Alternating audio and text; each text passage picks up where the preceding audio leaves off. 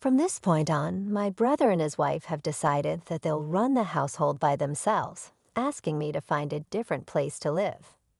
My mother, siding with them, treated my presence as a nuisance. Do they even realize who's been paying for most of our home expenses? Such disregard was something I never saw coming. My name is Melissa, and I'm a 31-year-old woman who has lived at my parents' place since returning from college. Initially, I dove into the corporate world, aiming to carve out my career path. However, the hurdles proved too daunting, and I returned home facing a period of joblessness. During this time, I explored remote work opportunities, leveraging my background in science. I started a freelance engineering career, taking on small projects at first. The pay was modest, but the freedom to work independently held profound significance for me, offering a stark contrast to the structured environment of traditional jobs. This setup allowed me to earn a substantial income with minimal social interaction. As my confidence and client base grew, so did my income, eventually matching what I would make in a typical corporate job. Nevertheless, the main challenge was my parents' understanding of my work setup, particularly my mother's hesitance.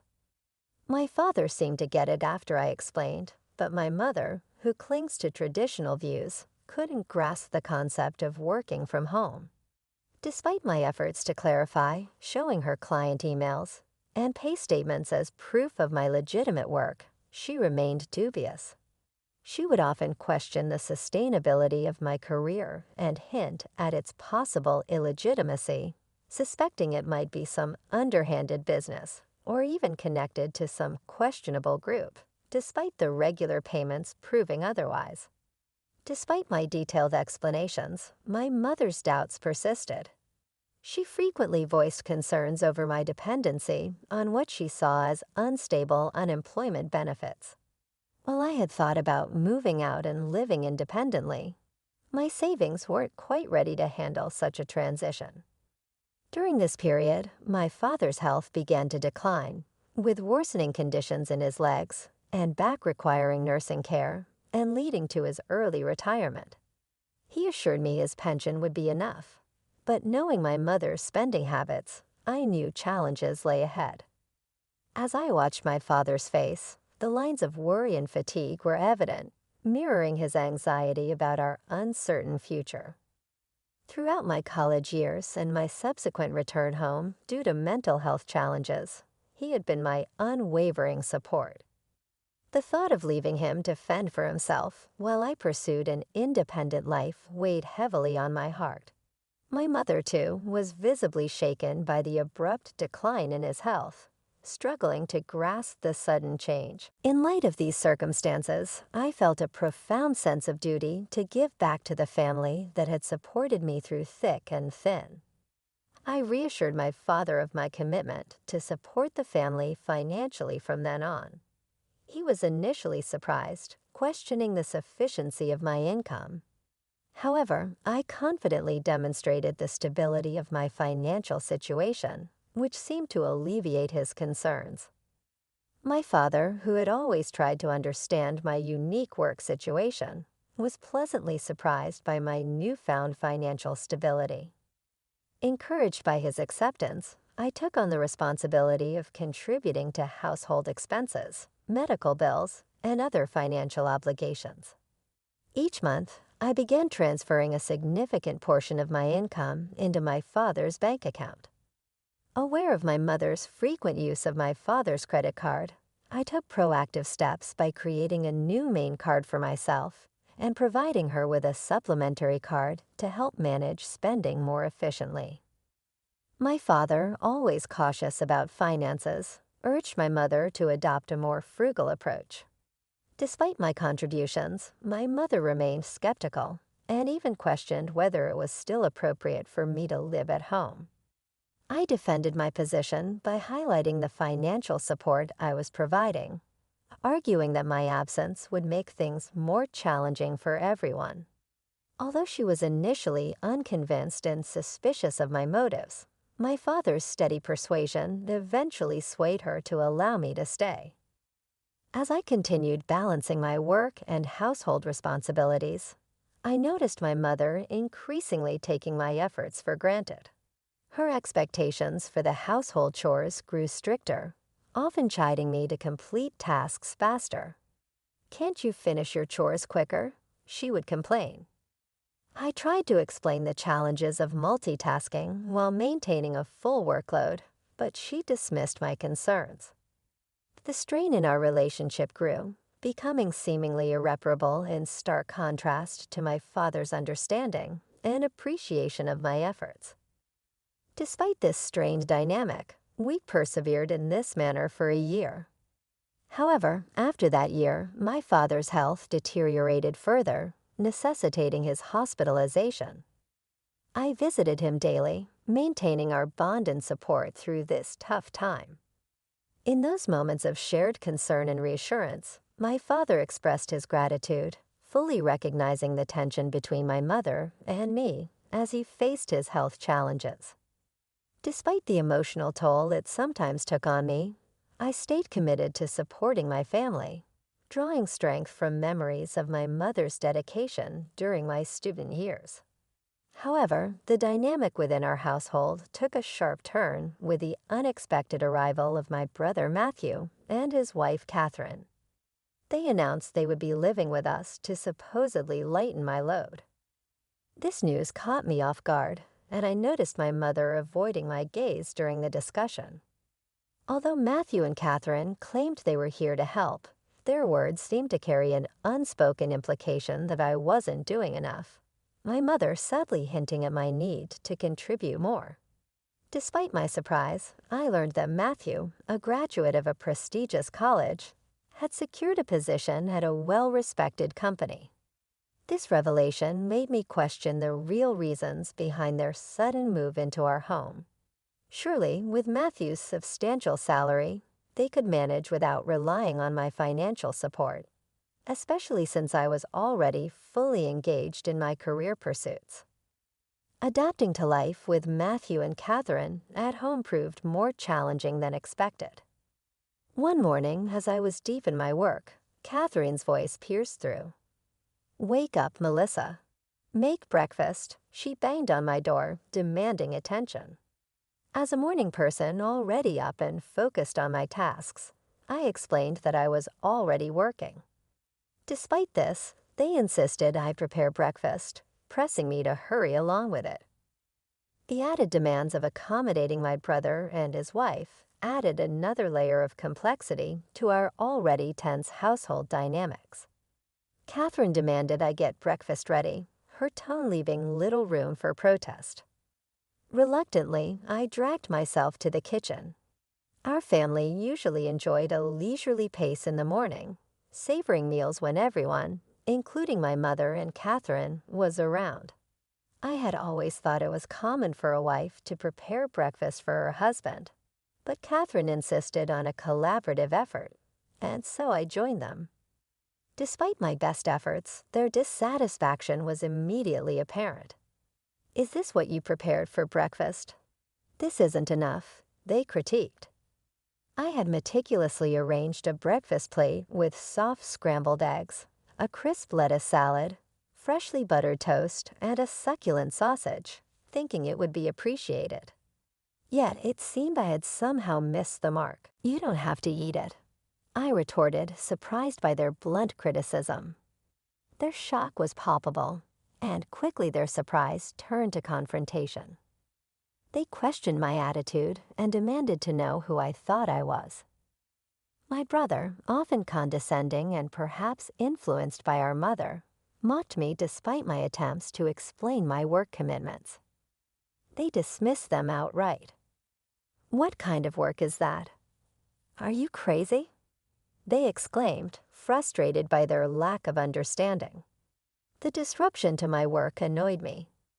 I grabbed my laptop, ignored their further protests, and left the house. As I walked away, my brother's voice followed me, demanding to know where I was going.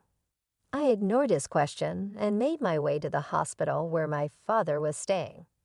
Rushing into my father's hospital room, I found him looking up with a surprised expression. "Melissa, what's wrong? You seem flustered," he observed. I recounted the morning's events. My father, wearing a look of concern, responded, "I didn't know they were acting like that." "I'm sorry, Melissa. Don't worry about it. You can choose your way of life." Feeling somewhat lost and worried about my mother's comfort, with Matthew at home, I shared my concerns. The conversation with my father provided a much-needed perspective, reminding me of the importance of standing up for my own choices in life.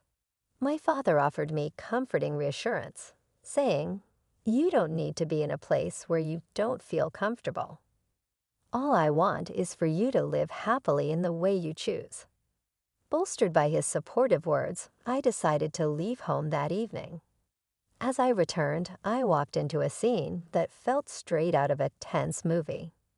The serious expressions on the faces of my mother, brother, and sister-in-law were unmistakable. My brother immediately accused me of shirking work responsibilities, claiming he had to take the day off because of my absence, a decision I internally questioned for its ease. Their voices grew louder, culminating in my brother's stern command, "Get out of here. From now on, the three of us will live together. If you don't want to stay, please leave.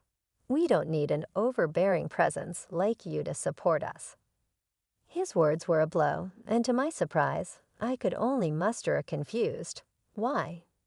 Ignoring my protest, my brother and his wife were adamant about my departure, declaring that I was no longer needed.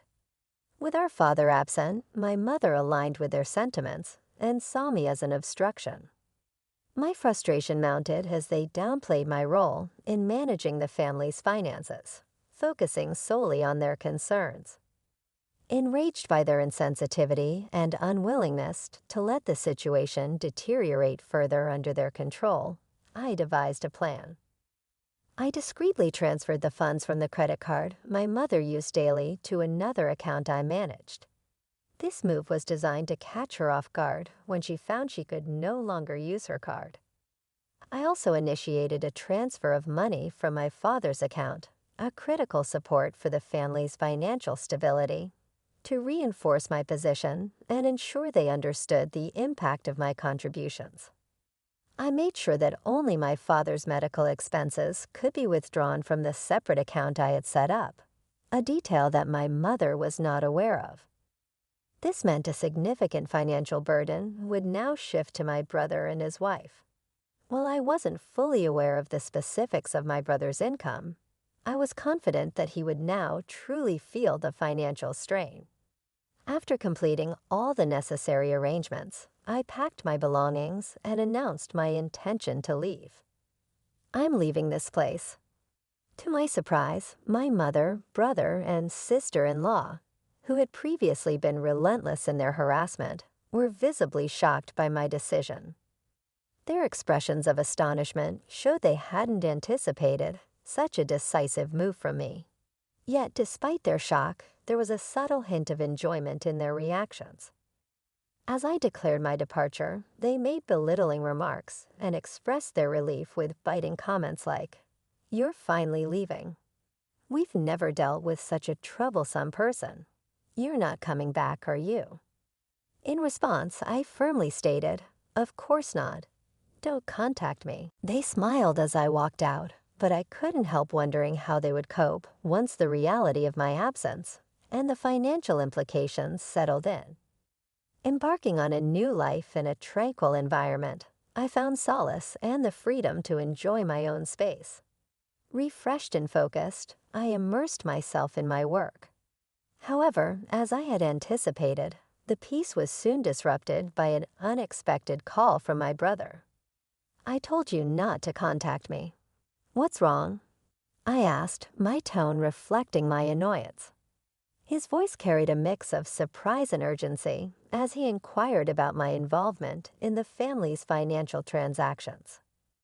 Confirming my role, I reminded him that I had explained my work responsibilities multiple times, but neither he nor our mother had taken them seriously. Expressing his confusion, he admitted, "Well, Mom said a lot of things, and I was a little confused." It was an acknowledgement that perhaps they had misjudged the situation and the fault wasn't mine after all. He explained that they were in a financial bind. With my absence, they found it challenging to manage expenses, and my mother's unchecked spending had only made things worse. Although I felt a twinge of sympathy, I firmly stated, I was able to support you in many ways because I was living there. Now that I'm not, you'll have to manage on your own. The situation took an unexpected turn when my brother urgently contacted me again, asking for help to transfer money into his bank account. Baffled, I half-jokingly asked if he was serious, especially since he had been working at a sizable company. To my surprise, he admitted he had been fired due to a significant error at work. This revelation left me momentarily speechless. It seemed he might have moved back to our parents' home under the assumption that there was plenty of money to go around, possibly relying on the idea of a stable pension after our father's retirement. Wanting to clarify the extent of my financial contributions to the household, I found a certain irony in imagining his shock upon discovering the reality. His wife and my mother also joined in, pleading for financial help, claiming that they were nearly out of savings. My mother even disclosed that my father had decided to stop contributing to the household finances. In response, I declared that I had supported them sufficiently and urged them to work hard and support themselves. I chose to cut off communication, emphasizing my decision to distance myself from their financial difficulties. Meanwhile, my father, aware of the tension in his relationship with my mother, consulted a lawyer and decided to pursue a quieter life elsewhere. I continued to visit my father daily, maintaining our close relationship. During one of these visits, a friend informed me about my brother's ongoing struggles, further highlighting the consequences of their lack of financial prudence. He had settled into a modest apartment, adopting a frugal lifestyle. Meanwhile, my mother, who had always been a homemaker, struggled to adapt to her new job. My brother found it challenging to mesh with the opinions of his younger colleagues. Despite his wife's efforts to support him, she eventually found the pressure overwhelming and chose to leave, forcing my brother and mother to face their challenges on their own. Concerns lingered about my mother, who continued her old habits of overspending, leading to mounting debts. However, I recognized that there were limits to the assistance I could provide without compromising my stability. Focused on my endeavors, I worked diligently from my comfortable living space, gradually accumulating more resources and contemplating new ventures. I aimed to spend quality time with my father, who remained a source of cheer in my life. Each moment spent with him was cherished, appreciating the peace and happiness he now found away from the familial tensions.